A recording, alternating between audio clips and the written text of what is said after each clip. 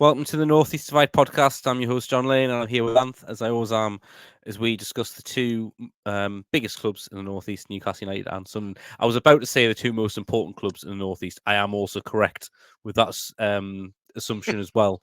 So we're sponsored by Mama Lane Crafts, as I keep talking about. They are still offering 10% off if you mention the North East Divide podcast with your order for any of your customizable stuff. And we're hoping to get some samples to show you soon. So stay tuned for that. Very exciting on our YouTube channel. That'll be not so much for the podcast users, of course, because you won't be able to see that.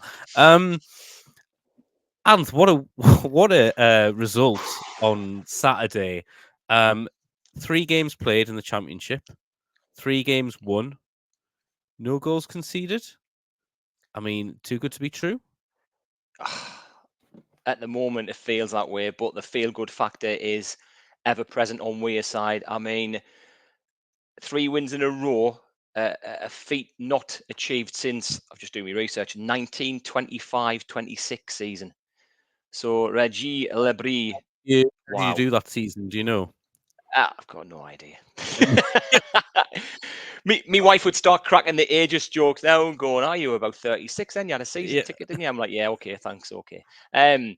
Honestly, it's exceeded all expectations, and I don't know if we can keep it going, but for the time being, the players have been chosen in the first 11. These first 3 games have been magnificent. I mean, the player ratings, not one of them has dipped below a 7. A lot of them are hitting the 8s, the 9s.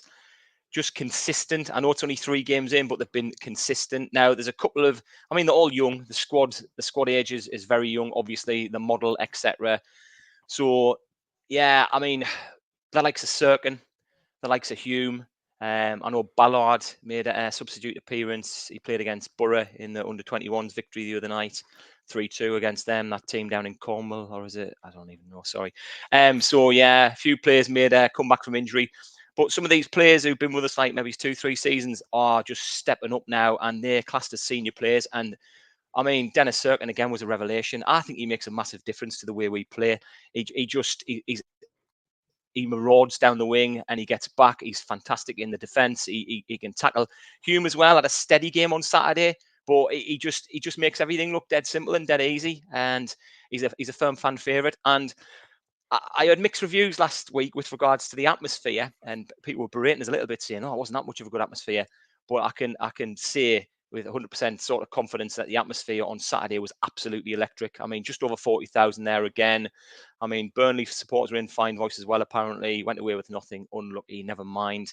But we deserved it. It was a bit squeaky bum time at the end, but the high pressing game, we kept it going for, again, the full 90 minutes. And Mundle, special mention for Remain Mundle. He got his chance, he took his chance, and well done to the lad, because I had a feeling he was going to put him in the first 11 from the start, and he did. And obviously, he's been seen as like a long-term replacement for Jack Clarke, who sadly has left. We'll get on to that, I'm surely, soon. So just a fantastic victory against, a very good Burnley team.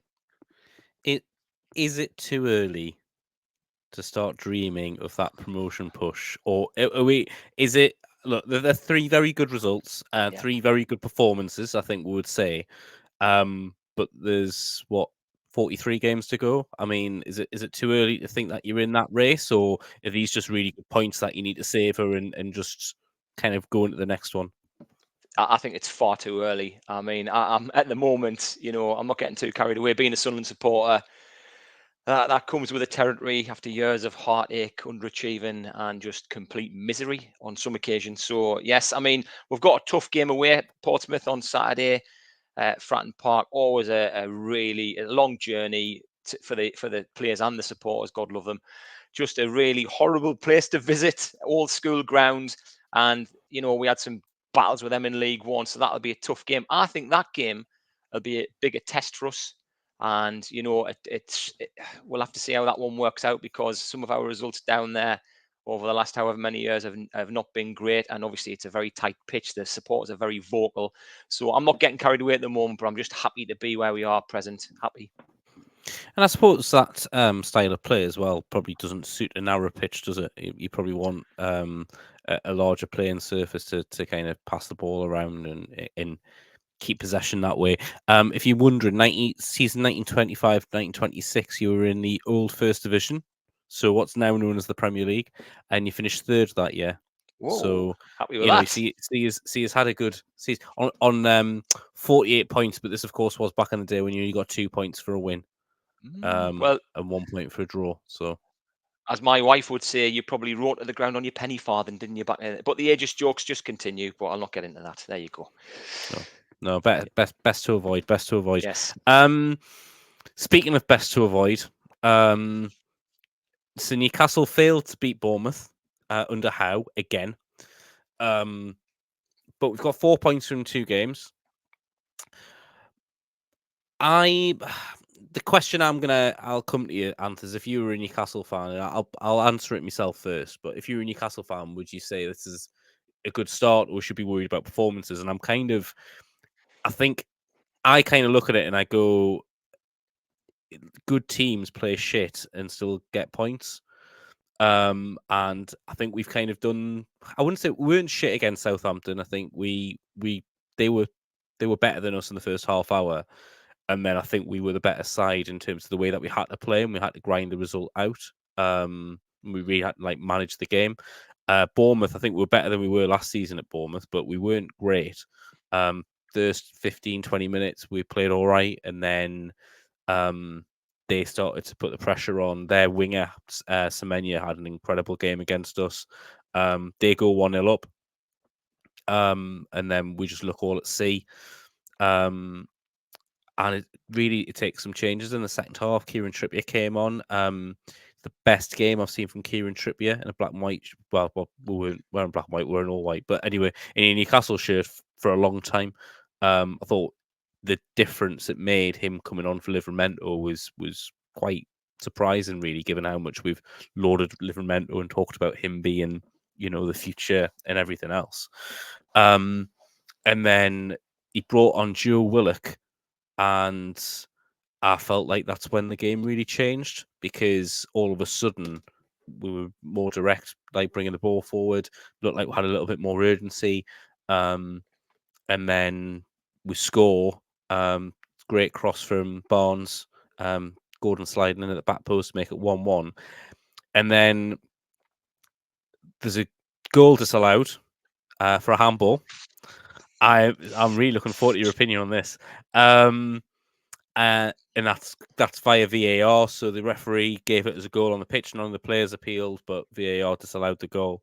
And then Joe Linton decides to foul the goalkeeper with what I can only describe as kind of a clothesline from hell on the goalkeeper in the box. And it's and he gets booked. I mean, how lucky were Newcastle on Sunday? You were very lucky, I'll be honest. I watched the match, and if I was a Newcastle United supporter, I mean, like you say, would you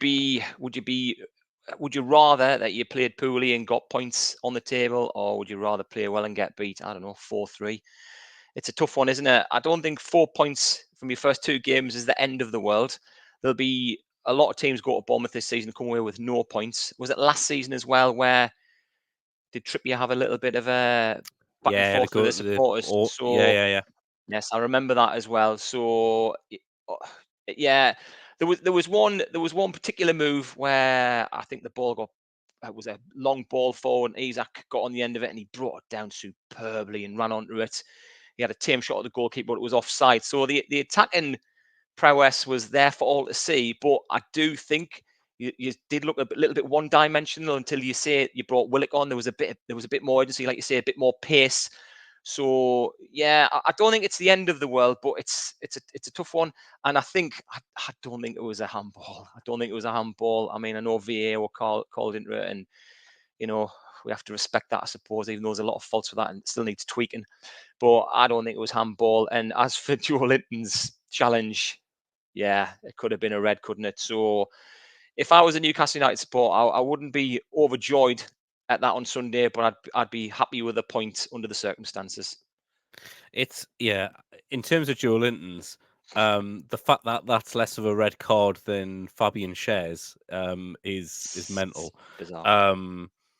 The handball, right? So I think if that's given on the field as handball, that's fair enough.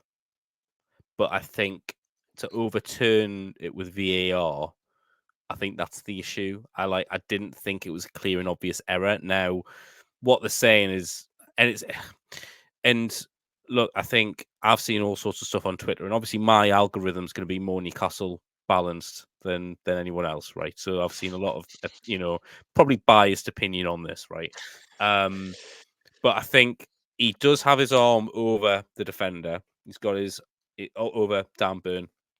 If his arm's not there, it hits Dan Burn's shoulder. Now, does it go into the net or not? Off Dan Burn's shoulder. It does hit his arm. But I don't think it's a handball in the spirit of the handball rule. If that makes sense. I don't like so for me, and I know that sounds daft, right? People like want to hit his hand, so surely, but it's not like he hasn't gone in and leaned with his arm to try and hit the ball in with his arm. He's tried to head it, and it's just happened to hit his arm, which is against the player. So I don't think it's as clear cut as it's hit his arm and gone in, and it should be disallowed. And they called it a factual decision that VAR made, which is why the referee didn't go at the monitor to look at it. They said, "Oh no, it's not subjective. So if it's not subjective, they'll just make the decision in the room." But I think we were very lucky. I do, and I think if Bournemouth had won the game, you couldn't have had too many complaints. However, we have managed to come away with 4 points from one game that we looked like after half an hour we'd thrown away, and another game where we played well, probably for a collective 25 minutes, if I'm being generous. So it's about how we respond to that. Now we've got Forest in the cup tomorrow, with Sandro Tonali returning, which is massive for us. It's absolutely huge, but there's just a lot of noise with Newcastle at the minute, and we're recording on Tuesday night. Marc Guehi started for Palace tonight in the League Cup, which means that if he was to sign for Newcastle now, he'd be cup tied in that competition, the competition we want to go deep in. Like, have you ever known a transfer saga that's gone on like this? Because this just feels fucking ridiculous now. It's getting a little bit tedious and a little bit boring now, isn't it? I just think, obviously, they've made signings, central defence, haven't they? And you thought, will that open the door for Guehi to move to Newcastle? Again, I think there's a 5 million difference or haggling going on between the valuation. Feels like there has been for about 4 weeks. It's crazy, isn't it? And I mean, I'm all for bartering. I'm all for going to Turkey on holiday and having a bit of barter with someone over this side. But it just seems, and I think Alan Shearer's made a comment, which we'll get onto a bit later, with regards to Newcastle, how they need to make a signing and, a statement signing. And I know people go for the positions of striker or, a midfielder or whatever, and, they're the shining lights of somewhat. But that would be a statement signing in defence. He's a young player. Again, we spoke about before, he performed fantastic in the Euros, and he's only going to get better. And he seems a very grounded young man as well, very articulate, very intelligent. And yeah, we'll just have to wait and see. But it's just going on and on and on. And from my viewpoint, I'm getting a bit bored with it now. So I don't know how you're feeling, your support base are feeling. I think I've said a couple of times I'm getting repetitive strain injury in my thumbs checking my Twitter feed to see what's going on with it. It's getting to the point now where I just want it done. Whatever's going to happen, I want it done. I'm fed up of the, oh well, we're hearing this and this is close. He's agreed. There was reports today that he'd agreed personal terms, or that and he was about to travel up for his medical, and then he turns up at Selhurst Park, and then he's captain. Like, and now we want a club where there's no leaks, so that's what we've got now. Now that Amanda and Murdad have left, we've got that. Yeah, but I don't want to judge the transfer window until it closes. But if we don't get a good right centre half in that we've been chasing for weeks, and we haven't done anything in terms of upgrading the right wing position, which is clearly our weakest position in the forward line, then there's going to be an issue there. And Eddie Howe said today in his press conference that he doesn't think that it's going to be likely that Newcastle will sign both. There was also talk that we're back in for James Trafford. Fantastic, just what we need. Another fucking goalkeeper. Like we've signed two. Yep. Dubravka's already kind of surplus to requirements. Our record goalkeeper signing ever, Vlachodimos, with £20 million, doesn't look like he's good enough to get the bench ahead of Dubravka or Ruddy, because Ruddy was on the Yes. bench on Sunday. Like it's something just isn't adding up. So like I don't know what the obsession is with goalkeepers. I don't understand how we can't get this, signing over the line for Guehi after so long, after it's been drawn out. And I know Palace have made it public and they didn't need to. And we're not going to sign Noni Madueke now after they've spent. Well, he got a hat trick, didn't he, at the weekend against Wolves? So Chelsea aren't going to sell him. I mean, they are going to apparently sign Ivan Toney and Sancho and whoever the fuck else still, because that's just what they need, more players. But we're in this spot here where I'm there and I'm thinking, well, how the hell haven't we managed to do any of that? And there's some noise online about Newcastle haven't shifted the likes of Fraser and Hayden and whatever. We also have to remember that look, these are, and I'm sorry lads if you're listening, right? But these are players that aren't at the standard, and certainly not welcome at the club anymore. In terms of they're not going to add to the group, and if they're on big contracts, why should they leave? So that's not their fault. I've had me Newcastle rant. I'm going to ask you about Jack Clarke leaving Sunderland, because unless you've got something to say on that first. Jack Clarke will tear you apart again. I feel sad. It was inevitable. It's been ongoing. It's been like a saga for ourselves, obviously with a Guehi thing, but obviously leaving the club. Me and my son are gutted, to be fair. And the rumour was that he was going to go to Leeds. Leeds had thrown their hat into the ring, hadn't they? Obviously, he was a Leeds lad and he was open to going to Leeds in the Championship. Now, I'm sad that he's gone, but I'm glad he's gone to someone in the Premiership, because for him to go to a direct rival, well, Leeds are nowhere near where we are at the moment. So let's see if that continues. But I'm sure they'll come strong like they did last season. I just think, it's very sad. He released a lovely statement with regards to the club. And, I think the majority of the fan base would not begrudge him that move, and he deserves his crack at the Premiership. I think Ipswich is probably a good fit for him. I know we've discussed this before, haven't we?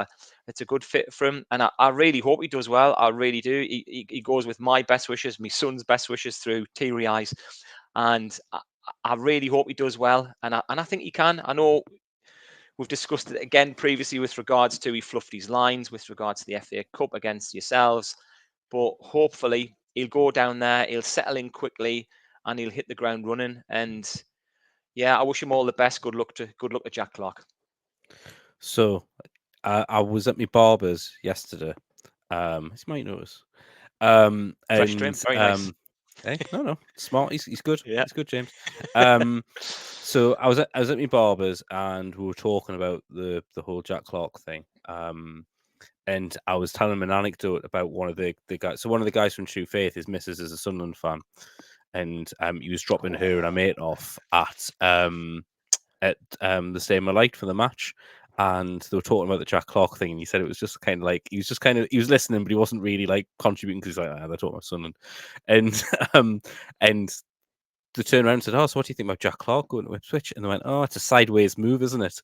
And he went, "Sorry, what? Like, how can it be a sideways move if he's gone to the Premier League?" Now, I mentioned this to me barber, and then he said, "Yeah, but he could be at Sunderland fighting for promotion, and instead he's probably going to go down with Ipswich. So then next season he's going to be in the Championship anyway." And it's like, well, that's not necessarily true, because you don't Ipswich have played Man City and Liverpool so far.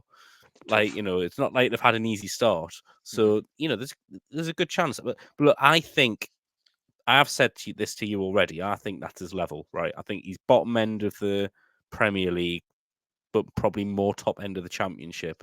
And you know what it is, he might prove me wrong. He might go to Ipswich and he might turn it on there, and it might be a great fit for him. But I think that's where Ipswich have been really sensible with their signings. You think like the Schmodix as well. they've made a couple of really shrewd signings, and they are signing very good Championship players, which also means that if they do come back down, they've got a bunch of players that are probably going to be happy to stick around and try and get them back up. And I think that's really important. Like if you go for, if you get like 5, 6 established Premier League players and then come back down again, those players are probably going to want to be off.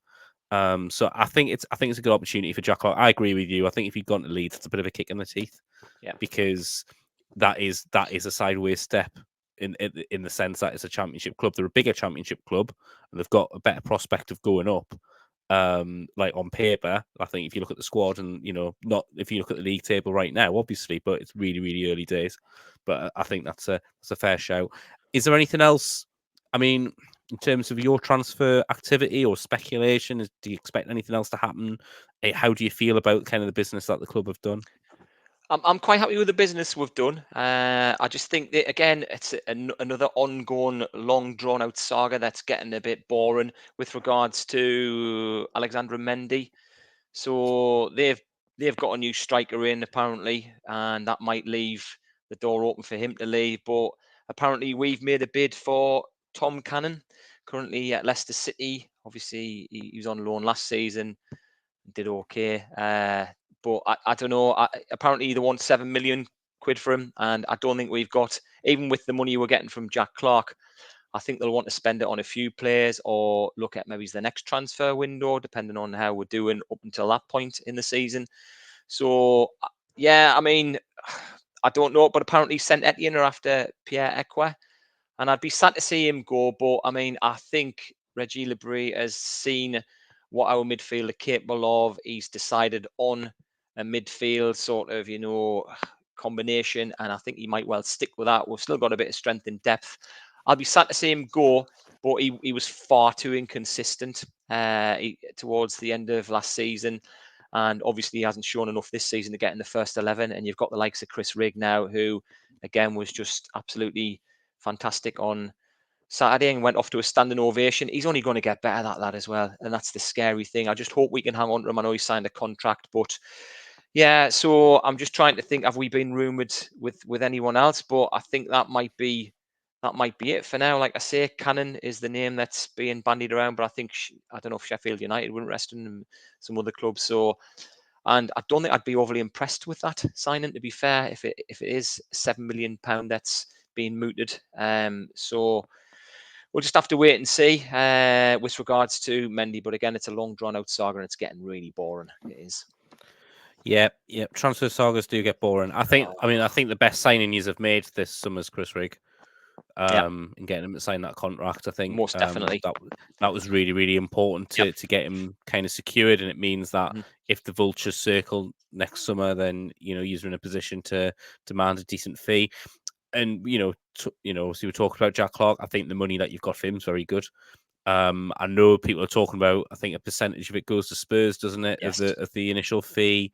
But I still think, if you're still going to come out with at least double figures for him, or like 8 figures for him. So I think that for Jack Clarke, we've had the conversation. Look, he's going to be tested this year now against much better opposition. Trippier had him in his back pocket in the derby in January, and that maybe he's got a few people to prove wrong, and that this is going to be a really good chance for him to show what he can do. But I just don't feel like I saw enough from him to think he's going to be a success in the Premier League.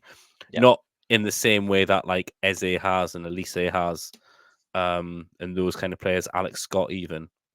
There's some really, really talented players that have come up from the Championship and really shone. But it's a good strategy that Ipswich are employing, as I said before, in terms of the signings they're making. I did mention this earlier before. Sandro Tonali is back tomorrow night. I'm probably expecting them to start against Forest. Anth, if you were a Newcastle fan, would you rather win the League Cup or finish in a Champions League spot? Oh, that's a really tough question, isn't it? Does the cup lift that, not stigma, but that, is it a curse? I don't know. Does it start the ball rolling again, it's been mentioned in previous podcasts, hasn't it? And differences of opinion, but the Champions League is where it's at. And I mean, obviously, the famous nights at St James's Park, the supporters, war flags. I mean, the atmosphere, see us through gritted teeth, is phenomenal. So, do you want more of those nights, or do you want to get a cup and then hopefully that'll be the kickstart and it'll get you moving in the right direction? You can start winning things. So it's a really tough question. Me personally, I would. It's really tough, and I know a lot of Newcastle United supporters are going to be going, "What are you talking about? You've never been near the Champions League. Have you ever seen a Milan and all that jazz?" I get it all the time. So I'd rather get a cup.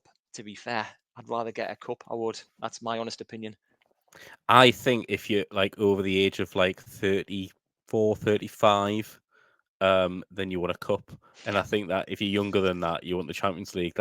I mean, that's a massive generalization of the statement. Now, what I think's interesting is Alex Hurst has had conversations with me about this before from True Faith, and what he says is, and this is based off kind of conversations we've had with journos on that channel, is if Champions League teams win trophies, the teams that are in the Champions League regularly will win trophies. So his argument is you want to qualify for the Champions League because then the trophy will come. So actually, that's why you should aspire to finish. Now, I'm not saying we're doing aspire, but I'm saying if you gave me a choice at the start of the season, I'd pick the trophy every time. If you offered me 10th and a trophy, I'd take a trophy. I would, and that's how I feel about it. Like 5 or 6 years ago, if you offered me relegation and a trophy, I'd take the trophy, because when am I ever going to see my club win a cup? So for me, that emotional fan bit's important. But yeah, long-term future of the club, if you want to keep Isak, if you want to keep Gordon, if you want to keep Bruno, you absolutely have to be in the Champions League and you have to be in that conversation. But I think tomorrow night's a massive, massive game. I think it's really, really important. We've not started the season well, as I kind of said before. Yes, we've got 4 points in the bag from 2 games. Performances haven't been great. We've had this ongoing saga with Guehi. Looks like we're not going to improve at right wing. We've brought in these goalkeepers and we brought Lloyd Kelly on a free. The atmosphere around the club is not great. If we get knocked out of Forest tomorrow and then we don't sign either centre half or a right winger by the end of the deadline on Friday, then this is going to be a really gloomy kind of atmosphere around Newcastle, and it's going to take a lot to kind of get us through to the next window. And then are we going to do anything in that window? And it just rumbles on and on and on. So I think it's really important that I'd like to see us perform well, but actually I think the most important thing is that we just get through, however we get through past Forest, because then at least that's kind of progress in the competition. Hopefully get at least one of these deals done, and then we can really kind of focus on the season from there. I would ask you about your League Cup game tomorrow, Anth, but you're already being knocked out, so we'll not get into that. But you do play Portsmouth at the weekend, as you said before. Tough game. What's your thoughts on that? Tough place to go. Always a tough place to go. Their crowd, obviously, are very, very vocal, quite intimidating. It's a long way to travel, as I said earlier, with regards to players and our wonderful supporters. So all credit to everyone who's traveling down there on Saturday or probably the day before. It's going to be really tough. I mean, Portsmouth, they're up this season. They were down in the doldrums like us in League One. Probably thought they had a divine right to be in the Championship. So I thought, well, why are we slumming it down here? They found out the hard way how difficult it is to get out of that league. It's absolutely brutal down there. I mean, the Championship is also brutal, but it's more in a competitive way and there's more quality. You've got a lot of Premiership sides that come down. They've still got some of the players that they've retained from the Premiership. So there's still a lot of quality in the Championship and there's a lot of good games. League One wasn't much like that. And our games with Portsmouth were brutal. They were battles. They really were. So it's going to be a hard one to predict, which obviously I'll do later on this week.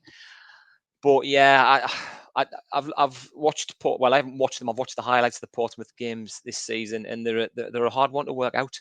I'm not quite sure how they're going to do. I think they'll stay up, but I mean, they might surprise us. Who knows? And we were talking earlier with regards to Ipswich Town coming up from the Championship and a sideways step. Did the lady say whatever? But what you've got to look at, what you've got to look at is Brentford. I mean, they're well established now in the Premiership. Look at them when they first came up; they weren't seen as, are they going to stay? Are they going to have any longevity? Brentford, another prime example. Ipswich could well do the same. They could surprise everyone. They've got a fantastic young manager, very intelligent, he's a good coach. So who says they can't do that? So yeah, but Portsmouth is it's just a horrible place to go to. It's like, I mean, the supporters, like I say, are just so vocal and they really intimidate. So it's a cliche, but again, it's like an extra man, isn't it? Yeah, and yeah, I mean the Pompey chimes and all of that, and until I think are they still fan owned, or have they been taken over recently? But they certainly were fan owned until recently, if they're not still already. And I suppose it's that whole thing of they went into financial meltdown, but they won the FA Cup. So but to come out of that and then end up owning, the fans owning the club, I think I'm all for fan ownership. That would be my preference every single time. As probably doesn't surprise you, Anth, to hear that. Yeah. Yeah, Newcastle have got Spurs then after the cup tie tomorrow. We've got Spurs at the weekend. Sandro Tonali's return at St James's Park. Should be pretty emotional. I think it should be pretty electric, I hope. And again, I think a lot of kind of how the atmosphere is going to feel is going to depend on what happens the rest of this week. Do we get through tomorrow night? Do we make this at least one signing to go from there? But it's such a huge thing, him coming back, because this player had shown glimpses. I think obviously had an incredible debut at home to Villa, first game of the season, got the first goal of the season, and but he was absolutely electric that day, and he probably didn't carry that through necessarily. But there was times where he came on and he just looked a cut above. He just looked like he had that quality. And then in a season where everyone's injured, and then you've got a player on the sideline who's fit but can't play because he's got a ban, it's been really tough for him. But all the noises coming out of the camp are that the coaching staff have tried to use this year to look at what were his weaknesses, what can we improve on, how can we put him in a position when he returns that he's going to be a much better player as a result. So I'm genuinely excited to see kind of what we see from that. There is a lot of pressure on him, but I also think he wants to prove a point, and I think he wants to pay back kind of the way that the fans have embraced him and really supported him. And then the other thing I wanted to mention is when he had played his last game at home in the league against Crystal Palace, he was kind of almost pushed forward so then he could get applause from the crowd at the end of the game. And I think he'll remember that, and he'll, as I say, he'll want to kind of pay back the fan base for that. And I'm sure he will. I'm sure he's going to do really well. But we're gonna leave it there. So hopefully the next time I speak to you, we will sign Marc Guehi. If not, I'm going to be a miserable bastard. But we've got, as I say, we've got some, fingers crossed. We've got some games this week. We'll see what happens. See if Newcastle can get through. See if Sunderland can continue their 100% record in the Championship at the start of the season. What an amazing start to the season for Regis Libri. We are, as I mentioned before, sponsored by Mama Lane Crafts. Please make sure that you check them out. The links will be in the description to this podcast and this YouTube video. Please, as I say, mention us. You'll get a discount if you do that. And of course, we do have our social media channels. Please leave us feedback and please like the video if you've liked it. If you've liked what we've talked about, please click the like button. You can also rate us on your podcast provider as well. We will see you very soon. Thank you and goodbye.